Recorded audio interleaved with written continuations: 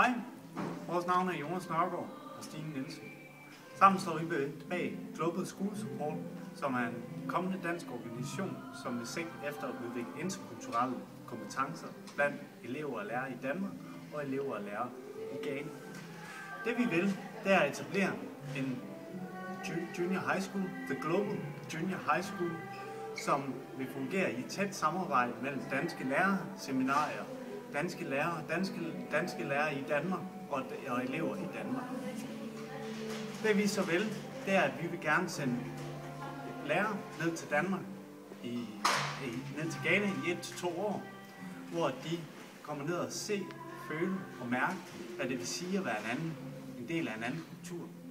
Derved kan de så komme tilbage til Danmark igen efter 1 til 2 år, og så bruge deres erfaringer i den danske folkeskole til at fungere som international ressourceperson i undervisningen, sådan at eleverne kan lære og blive bedre til at agere i et globalt samfund.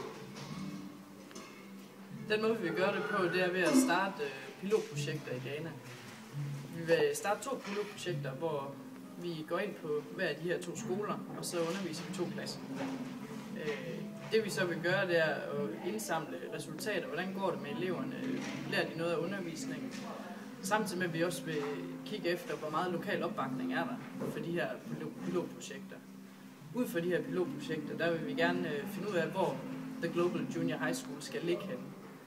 Selvfølgelig et sted, hvor der er opbakning fra lokalsamfundet, og et sted, hvor der er brug for lærere.